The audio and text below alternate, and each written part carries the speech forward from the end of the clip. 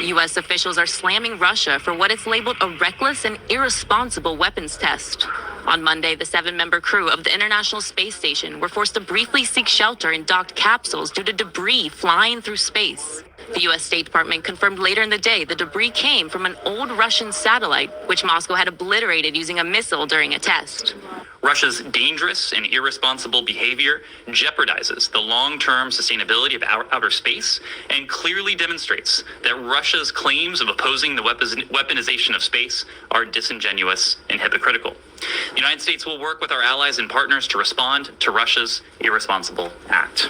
The U.S. said the destruction of the Russian satellite has already generated over 1,500 pieces of trackable orbital debris and hundreds of thousands of pieces of smaller debris, which the Americans say threatens the interests of all nations and increases the risk to astronauts and cosmonauts.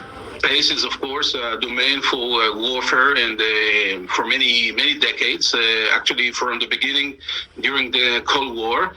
But a kinetic weapon creating a lot of space debris is something that all countries want to avoid, because it is indiscriminating between targets for the tests and valuable assets in space. The Russian military has not issued a comment, but the Russian Space Agency downplayed the danger, insisting the main priority of the agency has been and remains to be ensuring the unconditional safety of the ISS crew.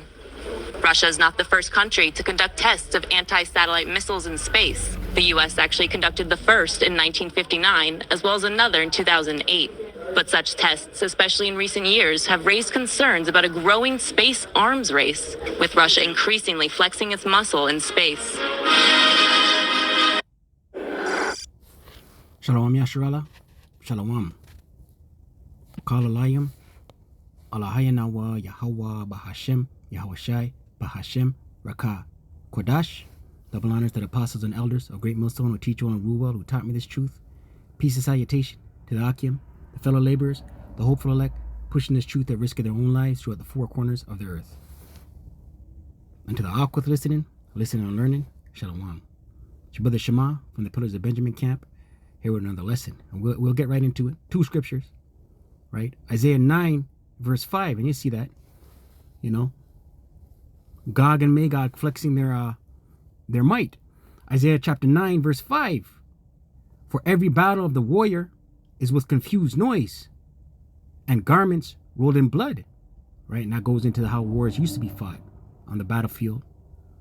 Hand-to-hand combat, swords, lances, armor, helmets, shields, right? Confused noise would be the clanging of the swords, people dying on the battlefields, garments rolled in blood, the injuries that some of these warriors, ancient warriors would receive, ultimately perishing from these injuries, right? But this shall be with burning and fuel of fire, right? The next war, the war that's coming, shall be with burning and fuel of fire. And how's that going to happen? How's the burning going to take place? How's the fuel of fire going to take place? Intercontinental ballistic missiles, right? Next scripture, close out. Revelation 11, verse 14, and it reads, the second war was past, right? World War II, right? That's history. It passed. And behold, right? Meaning, look, the third woe cometh quickly, right? World War III. It's coming. Thus saith the scriptures. Kwam Yasharala. Wa abad babal. Shalom.